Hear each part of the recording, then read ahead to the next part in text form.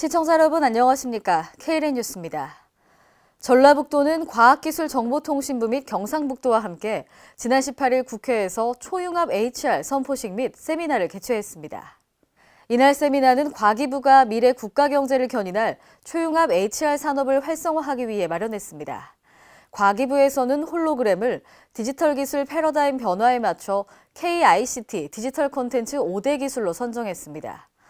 올해에는 산학연 전문가들이 참여하여 제4차 산업혁명과 연계한 초융합 HR 산업발전 전략 방안을 마련했습니다. 과기부는 제4차 산업혁명과 인간중심적 초융합 HR을 위한 서비스 실현을 비전으로 삼고 산업 인프라 강화 등 4대 전략을 마련했습니다. 전주시가 재난관리 대응 능력을 높이기 위해 지난 18일 건설기계협의회와 협약을 체결했습니다. 앞으로 재난 발생 시 신속하게 대응할 수 있을 것으로 기대됩니다. 전예은 기자입니다. 전북 전주시와 전주 완주 건설기계협의회가 폭설과 폭우 등 재난 발생 시 시민들의 생명과 재산 보호를 위해 손을 맞잡았습니다. 특히 겨울철 폭설과 여름철 폭우 등 재난이 발생할 경우 즉각 건설기계를 지원해 재난 발생을 예방하고 복구에 나서기로 협약했습니다. 시와 건설기계협의회는 18일 전주시청 시장실에서 김승수 전주시장과 정병희 협의회장 등 양기관 관계자들이 참석한 가운데 재난 대응 협력 협약을 체결했습니다. 이날 협약에 따라 시와 건설기계협의회는 상호 유기적 협력을 통해 재난에 대처하는 역량을 강화하기로 했습니다.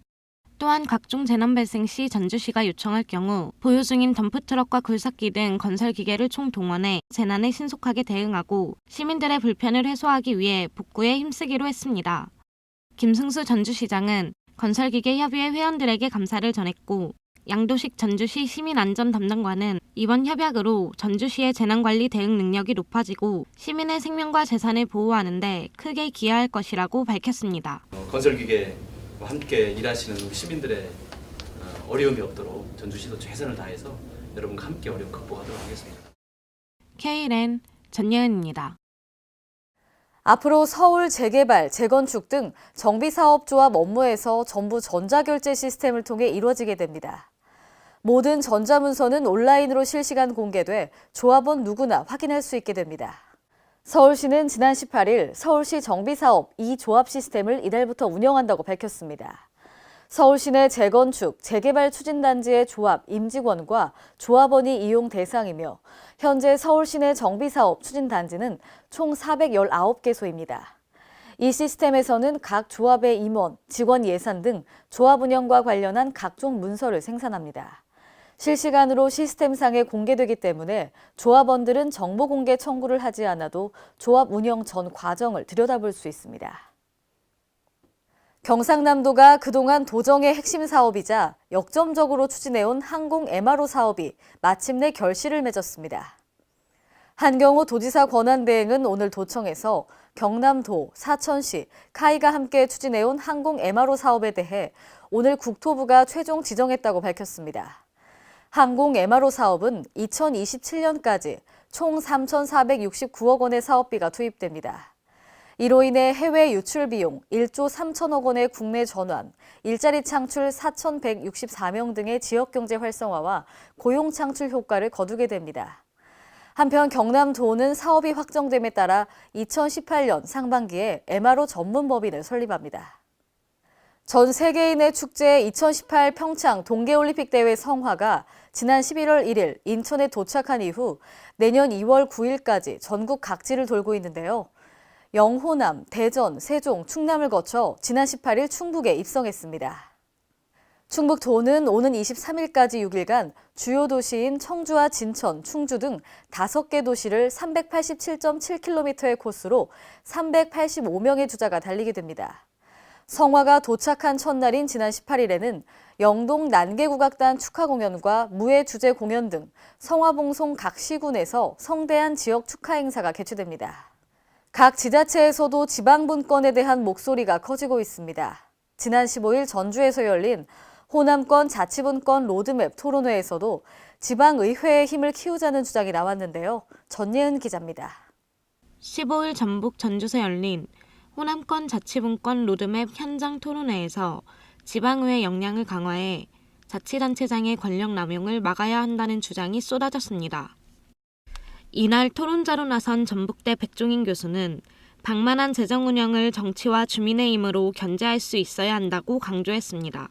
지방의 권한이 확대되고 그럼에 따라서 필연적으로 포함되어야 될 것이 뭐냐면 자치단체장과 지방의회가 힘의 균형이 이루어지도록 해야 합니다. 조진상 전남 분권 추진협의회 위원장도 토호 세력의 횡포나 지역 패거리 정치의 강화로 이어져서는 안 된다고 의견을 보탰습니다. 이어 양기생 무등일보 통합뉴스룸 팀장은 단체장의 의식 변화를 유도하기 위해 우리 주민들이 나서야 한다고 말했습니다. 한편 광주대 이민원 교수는 지방자치 강화를 위한 범위를 제시했습니다. 이방무 행안부 자치분권 과장은 로드맵을 구체화시키겠다며 지방분권 개헌에 같이 힘쓰자고 당부했습니다.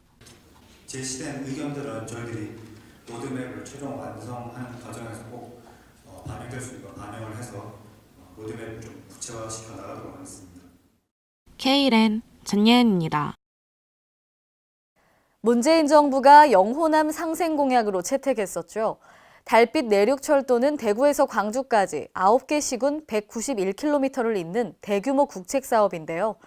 달빛 내륙철도 조기 건설을 위한 포럼이 지난 18일 국회의원 회관에서 열렸습니다. 이번 포럼은 달빛 내륙철도의 기능과 역할, 필요성 등에 대해 논의하고 조기 추진 방안을 찾았습니다. 제1부에서 양철수 박사는 달빛 내륙철도 필요성 및 사회-경제적 파급 효과를 주제로 발표했습니다. 이어 한근수 박사가 남부 경제권, 달빛철도가 시작이다를 주제로 기조발제를 했습니다.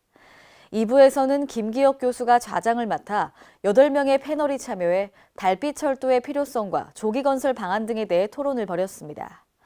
한편 이 철도가 건설되면 대구에서 광주까지 1시간이면 주행이 가능해집니다. 오늘의 브리핑 뉴스입니다. 경기도의회의 경기도교육청 대한교육 위탁교육기관 지원 조례안이 지난 18일 상임위 심의를 통과했습니다. 조례안은 교육위원회 소속 조광희 의원이 대표 발의했는데요. 주요 내용을 보면 교육감의 대한교육 위탁교육기관 지원 계획에 관한 사항, 목적 외로 사용된 지원금에 대한 환수 조항을 마련하는 등의 내용을 담고 있습니다. 전북 순창군이 추진한 스포츠 마케팅이 성공을 거두며 올 한 해 골목 상권 활성화에 큰 힘이 되고 있는 것으로 나타났습니다. 순창군은 올해 전국 단위 대회를 비롯해 크고 작은 대회를 44개 유치했는데요. 선수단과 관계자 83,800여 명이 방문했고 120개 팀이 순창에서 전지훈련을 진행했습니다. 이로 인한 직접, 간접적 경제 파급 효과는 120억여 원으로 추산됩니다. 인천 시립박물관 분관 컴팩 스마트시티가 오늘부터 인천도시 역사관으로 이름을 바꿔 새 출발합니다.